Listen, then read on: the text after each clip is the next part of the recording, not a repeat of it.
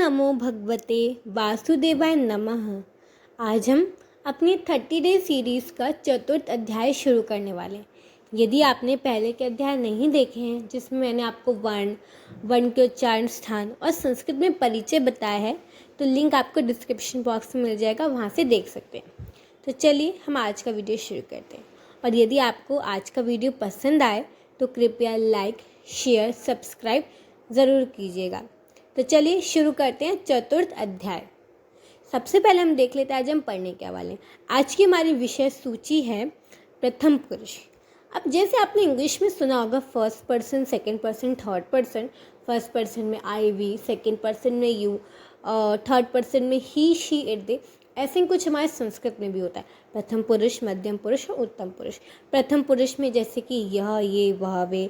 मध्यम पुरुष में तुम दोनों, तुम सब।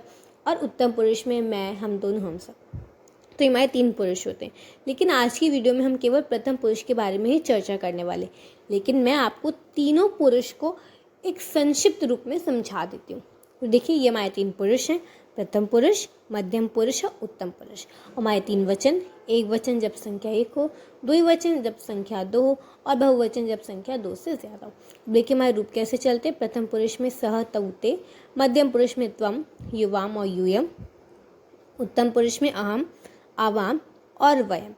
अब प्रथम पुरुष में देखते हैं सह। सह का अर्थ होता है वह, तौ का अर्थ है वे दोनों, ते का अर्थ है वे सब, त्वम का अर्थ है तुम, युवाम का तुम दोनों, यूयम का अर्थ है तुम सब, अहम का अर्थ है मैं, आवाम का अर्थ है हम दोनों, वयम का अर्थ है हम सब।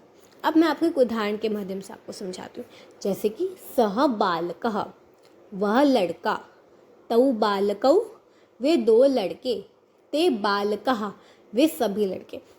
अब इन तीनों वाक्यों में मैंने वह शब्द का प्रयोग किया। वह शब्द का हम प्रयोग तब करते हैं जब हम किसी व्यक्ति के बारे में बात करें और वो इस स्थिति में उपस्थित ना हो या वो दूर खड़ा हो, तो हम उसको बोलते ना पॉइंट आउट करके बुला रहे हैं। सह बालकः, वह लड़का, दैट बॉय इंग्लिश में। तो ऐसे हमारे जैसे प्रथम पुरुष में सह, तौ, ते में बनता है। फर्क कितना क्या है वचन का। सह मतलब जब यदि व्यक्ति 1 हो, तौ मतलब यदि व्यक्ति 2 और ते यदि व्यक्ति 2 से ज़्यादा हो। और व्यक्ति क्या है, दूर खड़ा है या इस स्थान पे उपस्थित नहीं है। तो ये हमारा प्रथम पुरुष हो गया। अब मध्यम पुरुष समझा देती हूँ मैं आपको बहुत संक्षिप्त में। त्वम मतलब तुम। तो मैं आपको उदाहरण बताती हूँ। जैसे कि त्वम विद्यालयम गच्छसि, युवाम विद्यालयम गच्छतः, तुम दोनों विद्यालय जाती, यूयम विद्यालयम गच्छत, तुम तुम सब विद्यालय जाते हो। फिर उत्तम पुरुष में अहम विद्यालयम गच्छामि, मैं विद्यालय जाती हूँ। आवाम विद्यालयम गच्छावः, हम दोनों विद्यालय जाते हैं। वयम विद्यालयम गच्छामः, हम सब विद्यालय जाते हैं। तो ऐसे हमारे रूप बनते हैं। लेकिन हम आज की वीडियो में केवल प्रथम पुरुष के बारे में ही चर्चा करने वाले हैं, तो हम उसको बहुत ध्यान से समझते हैं। तो सबसे पहले मैं आपको बताती हूँ, यदि कोई व्यक्ति वस्तु आपसे दूर हो, दूर हो तो आप कैसे बोलेंगे। तो देखिए, सबसे पहले हमारे 3 वचन हो गए, एक वचन, द्विवचन और बहुवचन। ये 3 लिंग होते हैं, जैसे आपने हिंदी में भी पढ़ा होगा, पुल्लिंग, स्त्रीलिंग और नपुंसकलिंग। पुल्लिंग जब पुरुष हो, स्त्रीलिंग जब स्त्री, और नपुंसकलिंग में वो शब्द आते हैं जो ना कि पुल्लिंग में आए ना स्त्रीलिंग में, जो ना पुरुष की श्रेणी में ना स्त्री की। अब देखिए पुल्लिंग में रूप कैसे बनते हैं हमारे, सह, तौ, ते। सह का अर्थ मैंने क्या बताया, वह, तौ वे दोनों, और ते का मतलब वे सब। अब देखिए जैसे उदाहरण से हमने समझा था, सह बालकः, वह लड़का, तौ बालकौ, वे 2 लड़के, ते बालका। तो देखिए हमारे जो ये रूप हैं ये कैसे बनते हैं कि अब ये जो बालका शब्द है ये क्या है, एक पुल्लिंग शब्द है। आपको पता है बालका और बालिका में तो अंतर आप जानते ही हैं कि बालिका क्या एक पुल्लिंग शब्द है। तो आपको देखना पड़ेगा कि किस व्यक्ति के बारे में जो आप बात करें, जिस व्यक्ति के बारे में आप बात करें उसका लिंग क्या है। तो अगर वो पुल्लिंग है तो आप सह का प्रयोग करेंगे, और यदि वो 2 व्यक्ति है तो तौ बालक, और वह ज़्यादा व्यक्ति है तो ते। अब देखिए स्त्रीलिंग जैसे देखिए तो सा, ते, ता। सा का अर्थ क्या है, वह, ते का अर्थ है वे दोनों, ता का अर्थ है वे सब। तो अब सह, तौ, ते और सा, ते, ता में अंतर क्या हुआ, अंतर है लिंगों का। सह, सा दोनों का अर्थ वह है, तौ और ते का दोनों का अर्थ वे दोनों, और ते, ता का दोनों का अर्थ क्या है, वे सब। लेकिन लिंग क्या उस आधार पर हम प्रयोग करेंगे। जैसे कि सा बालिका, वे लड़की, ते बालिके, वे 2 लड़कियां, तहा बालिका, वे सभी लड़कियां। तो जब मैंने देखा कि मैं बालिका के बारे में बात कर रही हूँ तो मैं स्त्रीलिंग में जो रूप चलते हैं मैं उनका प्रयोग करूँगी, मैं सा का प्रयोग करूँगी। यदि एक बालिका है, दो बालिका के बारे में बात करूँ तो मैं ते का प्रयोग करूँगी, बहुत सारी तो ता। अनपुंसक लिंग में देखिए जैसे तत् ते तानि, तत् का अर्थ क्या है वह, ते का अर्थ है वे दोनों, तानि का अर्थ है वे सब। उदाहरण के माध्यम से देखिए जैसे कि तत्फलम वह एक फल, ते फले वे दो फल, तानि फलानि वे सभी फल। तो देखा आपने कैसे कि सह सा तत् इन तीनों का मतलब वह है, तऊ ते इन तीनों का अर्थ वे दोनों, ते तहा तानि इन तीनों का अर्थ क्या है वे सब। अंतर क्या है, केवल और केवल लिंग का।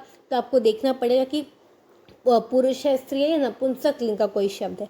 तो पुल्लिंग होगा तो आप सह तऊ ते, स्त्रीलिंग होगा तो सा ते ता, और नपुंसक लिंग होगा तत् ते तानि। तो आपको इन रूपों को याद करना पड़ेगा कि बिल्कुल भी मुश्किल नहीं। आप अगर 2 से 3 बार लिखें तो बहुत आसानी से आपको याद हो जाएगा। अब देखिए हम प्रथम पुरुष समीपम की बात करते हैं। यदि कोई वस्तु व्यक्ति आपके समीप में उस स्थिति में उपस्थित हो तो आप कैसे बोलेंगे, ठीक है। तो ये हमारे 3 वचन हो गए, ये हमारे 3 लिंग हो गए, पुल्लिंग, स्त्रीलिंग और नपुंसक लिंग। अब देखिए इसमें रूप कैसे बनते हैं। तो पुल्लिंग में कैसे बनता है, एषः, एतौ और एते। फिर स्त्रीलिंग में एषा, एते, एताः। नपुंसक लिंग में एतत्, एते, एतानि। ठीक है। अब देखिए मैं आपको अर्थ बता देती हूँ। सबसे पहले एषः, एषा, एतत्, इन तीनों का अर्थ क्या है, यह। एतौ, एते, एते, इन तीनों का अर्थ क्या है, ये दोनों। एते, एताः, एतानि, इन तीनों का अर्थ क्या है, ये सब। अब उदाहरण के माध्यम से समझिए आप। एषः बालकः, यह एक लड़का या यह लड़का। एतौ बालकौ, ये 2 लड़के। एते बालकाः, ये सभी लड़के। तो देखिए हमने पुल्लिंग में कैसे एषौ, एतौ, एते का प्रयोग किया वचनों को देखकर, ठीक है। अब हम स्त्रीलिंग समझते हैं। स्त्रीलिंग का उदाहरण देती हूँ। एषा बालिका, यह लड़की। एते बालिके, ये 2 लड़कियाँ। एताः बालिकाः, ये सभी लड़कियाँ। नपुंसक लिंग में एतत् फलम, यह एक फल या यह फल। एते फले, ये 2 फल। एतानि फलानि, ये सभी फल। तो देखा जब अब हमारे क्या है, अब हमारे समीप में कोई वस्तु या कोई व्यक्ति है तो हमने ऐसा प्रयोग किया। अब मैं आपको एक ट्रिक बता देती हूँ इसको याद करने का। तो देखिए जैसे हमने दूरम में पढ़ा था तो हमने तऊ, जैसे हमने पुल्लिंग में पढ़ा था ना सह तऊ ते, तो ऐसे अगर आप देखें तो एतऊ में आपका ए लग गया आगे, एते में ए लग गया है, एतहा में भी आगे ए लगा है। मतलब दूरम और समीपम को अगर हम याद करेंगे तो देखिए शब्द वही है, बस हम क्या कर ले रहे हैं, आगे ए लगा दे रहे हैं। एतौ में ए लग गया, एते में ए लग गया, एतहा में ए लग गया, एतानि में ए लग गया, एतत् में ए लग गया, ठीक है। तो आप इस ट्रिक के माध्यम से याद कर सकते हैं ऐसे। अब देखिए ये एक चित्र के माध्यम से हम समझते हैं। तो अब ये जो व्यक्ति है जो मध्य में खड़ा है उसने कैसे एषः स का प्रयोग किया। तो उसके समीप में क्या, चालका, पुलिस वाला, तो वो क्या बोलता है, एषः चालका। अब उसने एषः का प्रयोग क्यों किया है, क्योंकि जो चालका है वो क्या है, सबसे पहली बात वो एक पुल्लिंग है, दूसरा वो उसके समीप में खड़ा है, और तीसरा एक ही चालका है, इसलिए उसने एषः का प्रयोग किया। पुल्लिंग है इसलिए एषः किया, एषा नहीं, और यदि एक है इसलिए एषः। अब देखिए अब वही वैद्य है वो उससे दूर में है, और वैद्य क्या पुल्लिंग है, उससे दूर में, और एक ही वैद्य है इसलिए उसने सह वैद्य का प्रयोग किया, उसने कुछ सा नहीं किया या तऊ नहीं किया, ठीक है। अब देखिए एक और उदाहरण देखते हैं। अब देखिए अब इस व्यक्ति के समीप में गायिका है तो इन्होंने क्या कहा, एषा गायिका। बेशा क्यों बोला, क्योंकि सबसे पहले तो गायिका है, स्त्रीलिंग है, दूसरा गायिका क्या है, एक ही गायिका है, और तीसरा गायिका इनके समीप में, इसलिए एषा गायिका। वही जो सरस्वती माता है उनसे दूर है इसलिए उन्होंने सा का प्रयोग किया। दूसरा सरस्वती माता एक स्त्रीलिंग है, और तीसरा कि एक ही सरस्वती माता है तो उन्होंने क्या कहा, सा सरस्वती। यही यदि गायिका दूर होती तो वो क्या बोलते, सा गायिका, और यदि सरस्वती माता समीप में होती तो क्या बोलते, एषा सरस्वती। चलिए का उदाहरण से समझते हैं। जैसे कि ये हमारा इनके समीप में क्या, संगणकम मतलब कंप्यूटर, और दूर में क्या, विमानन, तो इन्होंने क्या कहा, एतत् विमानन, एतत् संगणकम, तत् विमानम। यही यदि विमान इनके समीप में होता तो ये क्या बोलते, एतत् विमानन, तत् संगणकम। तो देखा कि कैसे हमने एषः स, एषा सा, एतत् और तत् का प्रयोग किया। तो यदि आप इनको अगर आप इनको समझ गए तो बहुत आसानी से संस्कृत में छोटे छोटे वाक्य बना सकते हैं, बोल सकते हैं। तो चलिए हम कुछ और उदाहरण देखते हैं। मैं आपको प्रश्न बनाना सिखाती हूँ कि आप प्रश्न कैसे बना सकते हैं। अब देखिए इस चित्र का ध्यान से देखिए, आप ऊपर शब्द लिखे कह, कऊ के। कह का मतलब होता है कौन, कऊ का मतलब दोनों कौन, के मतलब सब कौन। अब देखिए, अब नीचे क्या लिखा, एषः गजः। अब मैं इससे प्रश्न बनाती हूँ, एषः का, एषः कौन या एषः क्या, एषः गजः। एतौ कौ, ये दोनों कौन, एतौ गजौ। एते के, एते गजः, मतलब ये क्या है, तो ये गज है, मतलब बहुत सारे हाथी हैं। ठीक है, तो देखिए हमारे जो प्रश्न हैं वो भी कैसे वचनों में अलग अलग बन रहे हैं। हाँ, एक है तो कहा, दो है तो कौ, और बहुत सारे हैं तो के। तो आपको प्रश्न बनाना आ गया होगा, एषः कहा, एतौ कौ और एते के। अब देखिए हम कुछ और इसमें उदाहरण देखते हैं। समीपम के सबसे पहले हमारे 3 वचनम हो गए। अब एषः अश्वः, तो एषः कहा, एषः अश्व। ठीक है, एतौ अश्वौ, एतौ कौ, एतौ अश्वौ। ठीक है, एते के, एते अश्वाः, एते के, एते अश्वाः। एषः ग्रामः, एषः कः, एषः ग्रामः।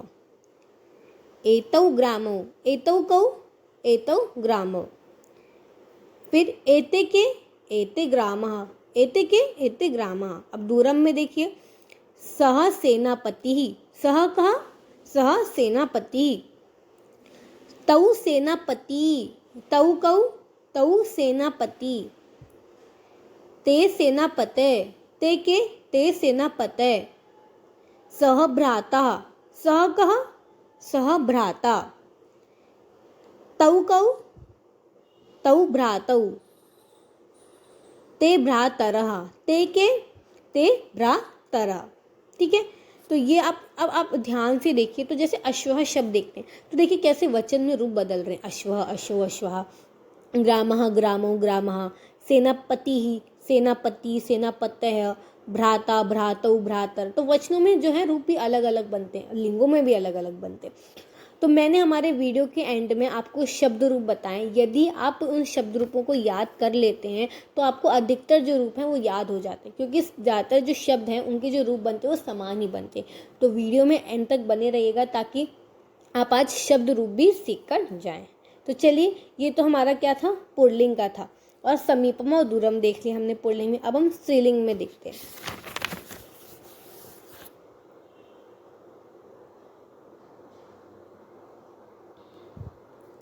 अब देखिए ये चित्र, इसमें क्या लिखा है, का, के, कहा। का मतलब क्या है, कौन। के का दोनों कौन, कहा का सब कौन। अंतर क्या है, लिंग का। तो हमने वहाँ पे पुल्लिंग में पढ़ा था, अब ये स्त्रीलिंग में। अब प्रश्न कैसे बनाएंगे, एषा का, एषा माला। एते के, एते माले। एताहा कहा, एताहा माला। तो क्योंकि वचन में परिवर्तन आ रहा है तो रूप में भी परिवर्तन आ गया। का, के, कहा, माला, माले, माला। चलिए कुछ और उदाहरण देखते हैं हम इसी में, स्त्रीलिंग वाले में ही। तो एषा वैद्या, एषा का, एषा वैद्या। एते वैद्ये, एते के, एते वैद्ये। एताः वैद्याः, एताः कः, एताः वैद्याः। एषा भक्ता, एषा का, एषा भक्ता। एते के, एते भक्ते, एते के, एते भक्ते। एताः भक्ताः, एताः कः, एताः भक्ताः। अब दूरम में देखिए, सा नदी, सा का, सा नदी। ते नद्यौ, ते के, ते नद्यौ। तः कः, तः नद्यः, तः कः, तः नद्यः। सा रज्जुः, सा का, सा रज्जुः, रज्जु मतलब रस्सी। सा रज्जु, सा के, सा रज्जु। ता का, ता रज्जवः, ता का, ता रज्जवः। तो देखिए इसमें भी कैसे जो हैं वो रूप बदल रहे हैं। वैद्या, वैद्य, वैद्याः। भक्ता, भक्ते, भक्ताः। नदी, नद्यौ, नद्यः। रज्जु, रज्जो, रज्जवः। अब देखिए इस चित्र में नपुंसक लिंग का है ये। तो किम, के, कानी। किम मतलब क्या, के मतलब दोनों क्या, कानी मतलब सब क्या। तो यही है अंतर क्या है, लिंगों का। अब प्रश्न कैसे आप पूछेंगे, एतत् किम, यह क्या, एतत् पुष्पम। एते के, ये दोनों क्या, एते पुष्पे। एतानि कानि, एतानि पुष्पाणि। अब देखिए कुछ और हम इसी में उदाहरण देखते हैं। एतत् फलम, एतत् किम, एतत् फलम। एते के, एते फले, एते के, एते फले। एतानि कानि, एतानि फलानि, एतानि कानि, एतानि फलानि। एतत् चक्रम, एतत् किम, एतत् चक्रम। एते चक्रे, एते के, एते चक्रे। एतानि चक्रानि, एतानि कानि, एतानि चक्रानि।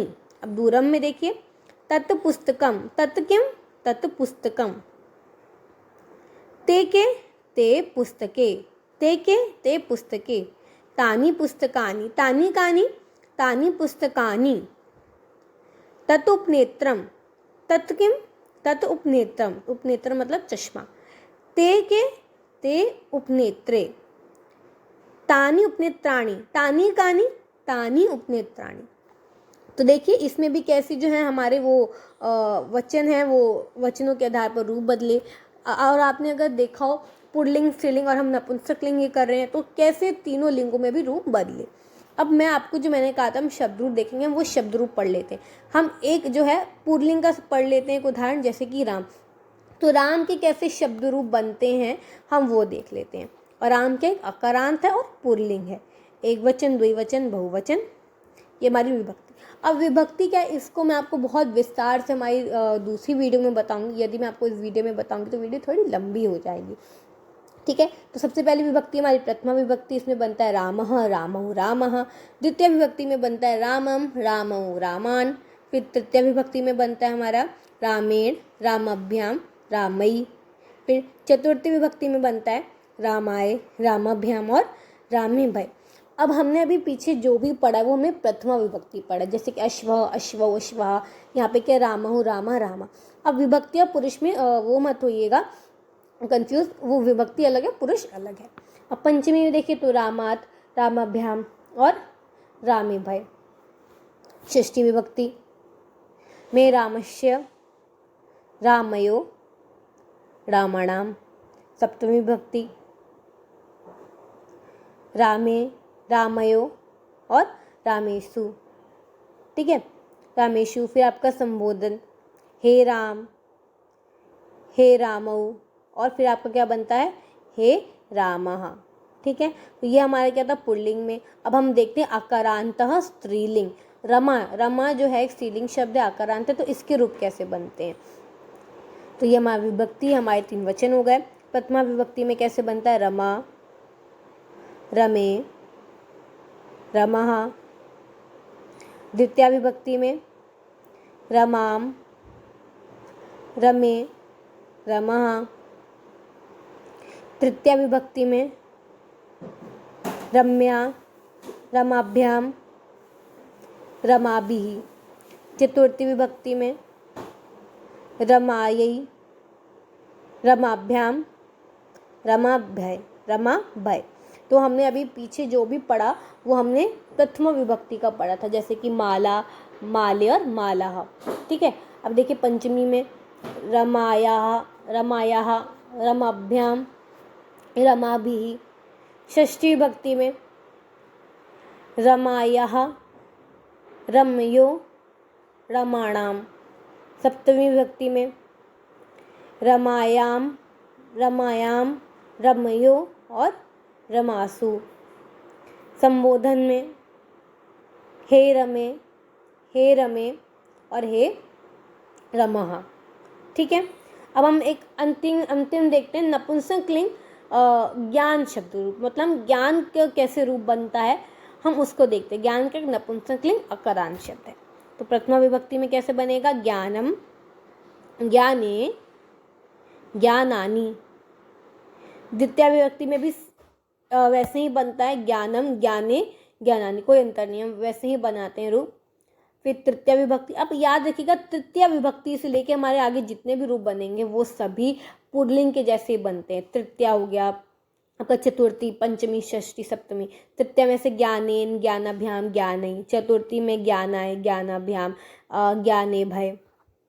फिर पंचमी में ज्ञानात्, ज्ञानाभ्याम, ज्ञाने भय। षष्ठी विभक्ति में ज्ञानस्य, ज्ञानाभ्याम, माफ करिएगा ज्ञानयो, ज्ञानानाम।